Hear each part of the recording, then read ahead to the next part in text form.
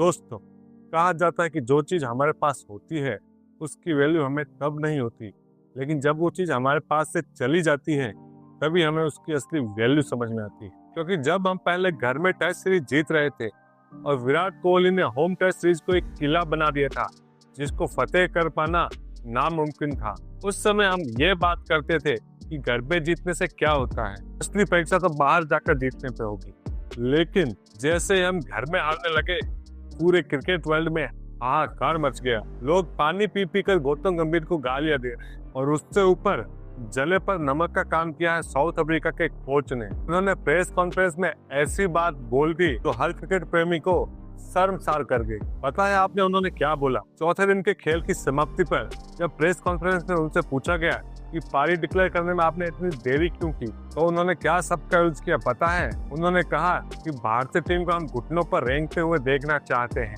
यानी उनके लिए जीत का कोई मौका ही नहीं छोड़ना चाहते।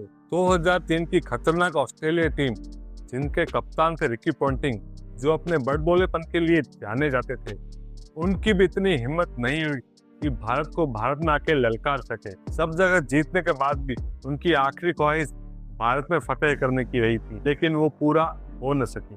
और साउथ अफ्रीका कोच भारत में आकर भारत की इतनी बेइज्जती कर जाता है, तो इसके लिए जिम्मेदार हम खुद ही हैं, क्योंकि हमारी टीम इतना गंदा खेल रही है। न तो टर्निंग ट्रैक पे उनसे बैटिंग हो रही है, ना ही बैटिंग विकेट पे उनसे विकेट लिए जा रहे हैं। ऊपर से जहाँ सामने वाली टीम 500 बनाती है, वहाँ भारत से तो 200 ही नहीं बनते। अब अगर आप चाहे तो इन सब चीजों के लिए गौतम गंभीर पर ठीकरा फोड़ सकते हैं, लेकिन क्या सिर्फ गौतम गंभीर जिम्मेदार है? माना कि उनका ऑलराउंडर के प्रति मोह बहुत ज्यादा है, जो कि टीम की लुटिया डुबो रहा है, लेकिन क्या गौतम गंभीर केएल राहुल को रन बनाने से रोक रहे हैं, या मार्को एंसन के सामने यशस्वी जायसवाल के पैर बांध देते हैं, या फिर गौतम गंभीर ऋषभ पंत को बोलते हैं कि तुम्हें टेस्ट में T20 खेलना है? नहीं ना। तो इस हार के लिए सिर्फ गौतम गंभीर जिम्मेदार नहीं है, बल्कि वो खिलाड़ी भी जिम्मेदार है जो कि जिम्मेदारी से खेल नहीं रहे। गौतम गंभीर और सड़क पर तो बहुत सारे सवाल पिछले 1 साल से उठ रहे हैं, क्योंकि उनके डिसीजन ही ऐसे उलूल जुलूल है। वशिंगटन सुंदर कभी 3 पे खेल लेते हैं, कभी 8 पे खेल लेते हैं। नीतीश रेड्डी टीम में क्या कर रहे हैं अभी तक स्पष्ट नहीं है। वो ऑलराउंडर है पर बॉलिंग नहीं डालते और बैटिंग 8 पे कर रहे हैं। और अक्षर पटेल टीम से क्यों बाहर होते हैं, ये अभी तक कोई समझ ही नहीं पाया। इसके अलावा साई सुदर्शन और हर्षित राणा का सिलेक्शन IPL की परफॉर्मेंस पे टेस्ट मैचों में हो जाता है, ये भी अपने आप में कम अजूबा नहीं है। लेकिन इन सब के बावजूद भी मैदान में आके कोच को प्रदर्शन नहीं देना है, बल्कि खिलाड़ियों को आके परफॉर्म करना है।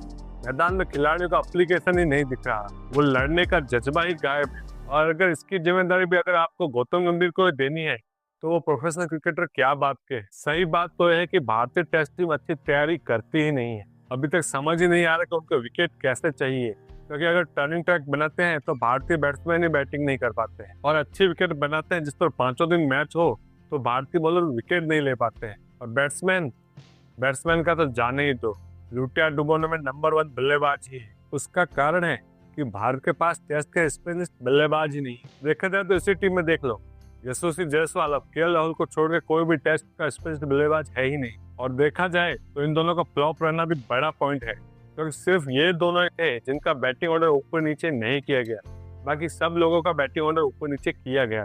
बाकी साई सुदर्शन का चयन तो प्योर IPL के परफॉर्मेंस पे ही हुआ है, और नंबर 3 को तो म्यूजिकल चेयर ही बना के रखा है। लेकिन मुद्दा ये नहीं है, मुद्दा है कि जिन प्लेयर को खिलाया जा रहा है वो भी परफॉर्मेंस नहीं दे रहे हैं, और सारे हार का ठीकरा गौतम गंभीर पर फोड़ा जा रहा है।